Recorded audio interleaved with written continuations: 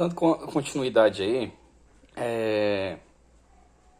houve uma lei no Brasil que teve a criação da lei chamada Lei Eloy Chaves. Se não me engano, essa lei foi em 1923. O Brasil fez aí uma espécie de parceria com o Instituto Rockefeller, se eu não me engano, americanos, né? Para fornecer uma espécie de assistência à saúde no Brasil, através daquilo que eu já falei, CAP, IAP, etc. Né? Então, para vocês verem, os outros países já eram avançados e aí eles já vinham ganhar dinheiro no Brasil oferecendo, vendendo assistência médica, procedimentos, aparelhos, principalmente com a criação de hospitais privados aqui. Mas vamos lá, o que aconteceu então? A gente falou dos modelos de assistência à saúde e previdência antes do SUS. Né? A gente iniciou daí. Quando isso começou? Foi em 1923, através dessa lei chamada Lei Eloy Chaves, I-L-O-Y, Eloy Chaves, se eu não me engano, era alguém lá da Câmara, foi ele que criou, e aí ficou com o nome dele. Enfim, isso não é relevante agora. E aí foi criado a CAP, C-A-P, Caixa de Aposentadoria e Pensão. Vou ler para vocês para ficar melhor contextualizado aqui. Essas CAPs eram organizadas por empresas, certo? Cada empresa tinha o seu próprio sistema de previdência social e assistência médica. Não sofria interferência externa. O governo não participava, outra empresa não interferia. Cada empresa tinha a sua caixa de aposentadoria e pensão. O que isso significa? Cada funcionário tinha uma parte do seu salário descontado em folha. A empresa também colocava um valor ali. E isso garantia que esse empregado tivesse uma aposentadoria, ou quando ele se machucasse, ele continuasse recebendo, e que ele tivesse uma assistência social também. Uma assistência médica, perdão. Acredito que ele e os entes também. Isso é responsabilidade da empresa. Não tinha interferência de governo nem nada, certo? O que acontece? E aí isso era organizado por empresa, né? O Banco Santander tinha o seu, Banco Itaú tinha a sua caixa, a empresa dos marítimos TAP tinha a sua caixa, cada uma tinha a sua caixa de aposentadoria e pensão. Nessa época, em toda essa época antes do SUS, o que era valorizado aqui? O procedimento. Você quebrou uma perna, a gente faz a cirurgia. O que era valorizado? A doença. Não existia qualquer programa em relação à prevenção da doença. Porque o que dá dinheiro? É o medicamento que é vendido, é o procedimento que é feito, certo? Então não existia qualquer situação de prevenção. Lógico, foi criado o Ministério da Saúde mais à frente, e inclusive o Ministério da Saúde era um ministério. O Ministério da Saúde e da Educação era junto. E a única coisa que o Ministério da Saúde fazia não era garantir saúde, era fazer campanhas na TV de lavar as mãos, etc. Apenas. Né? Quando eu falo prevenção, era essas campanhas aí, não era campanha de vacinação nem nada. Né?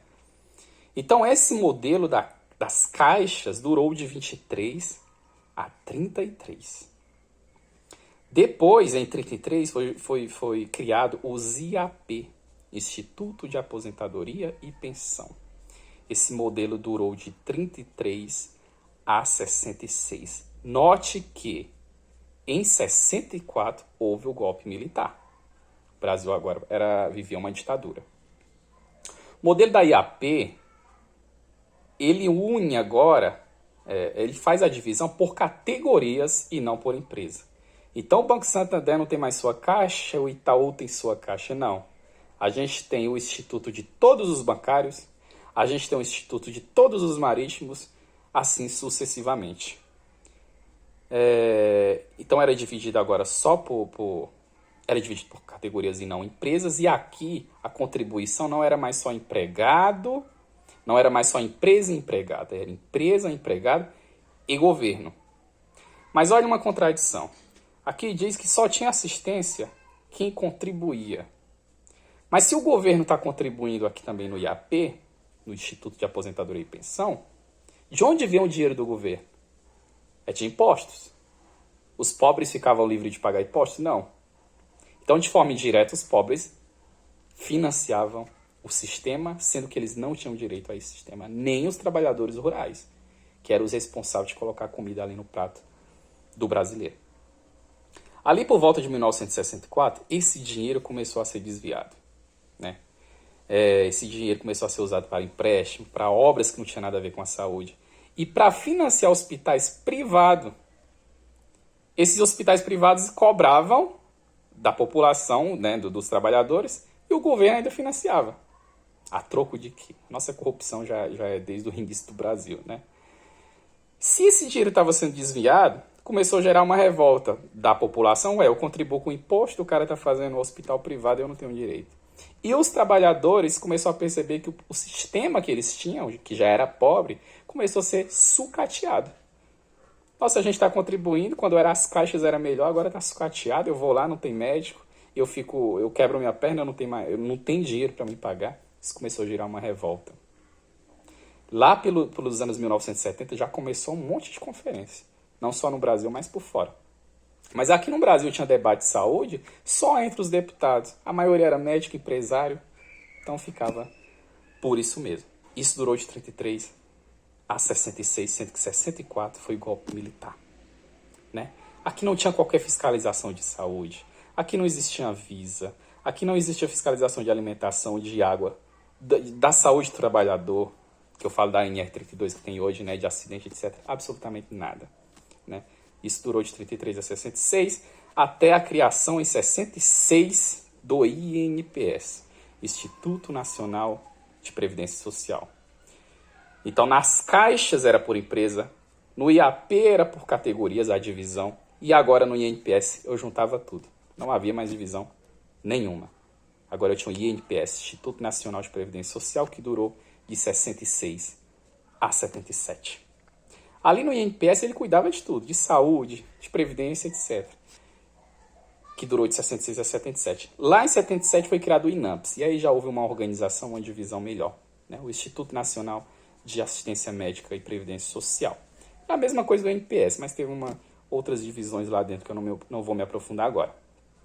O INAMPS durou de 77 a 1993. É tão recente, a ditadura durou até os anos 80 ali, é tão recente que o Brasil viveu uma ditadura. A nossa Constituição que rege todo tudo que é de direito do Brasil é tão recente, por isso que até hoje há esse debate que o Brasil, as leis não funcionam, etc. Porque é muito jovem. Essa Constituição do Brasil é muito jovem. Essa Constituição foi criada em 88. E foi lá nessa Constituição de 88 que a lei do SUS foi aplicada. É tão recente que se você falar com sua mãe, seu pai ou avô, eles vão lembrar do INAMPS, né? Então o INAMPS foi criado em 77, que dava essa assistência à saúde, e ele durou até 93. Então perceba, o SUS foi criado em 88, mas o INAMPS ainda durou até 93, certo?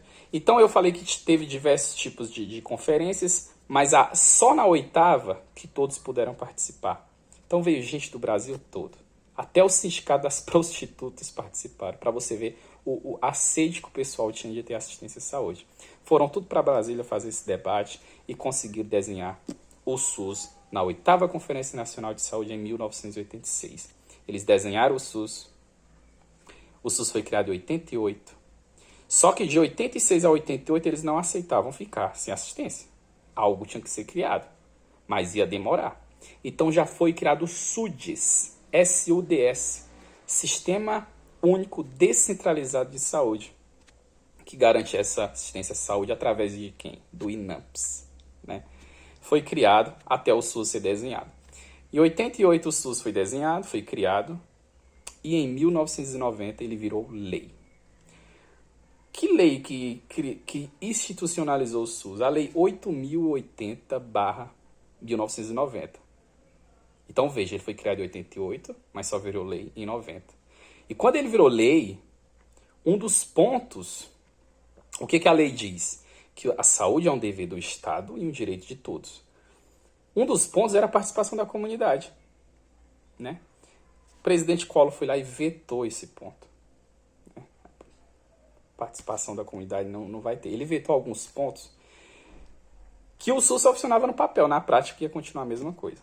Lógico, o pessoal não aceitou. Mas na época não era comum derrubar um veto de um presidente. Então o que a casa fez? Criou uma nova lei trazendo o que foi vetado. Então a 8.080/90 trata da organização do SUS e a 8.142 fala da participação da comunidade. Certo? E essa participação acontece até hoje. Então, toda vez que falar da lei orgânica que regulamenta o SUS, o SUS e toda a saúde é a 8.080/90. Há pegadinhas em concursos. Fala da lei, a lei que institucionaliza o SUS é a 8.080/90, portanto o SUS foi criado em 90. Mentira, o SUS foi criado em 88, mas só passou a ser lei em 1990, certo? E é o SUS que é o nosso sistema desta atualidade a partir de 1988 e fala que a saúde é um dever do Estado, né? E um direito de todos.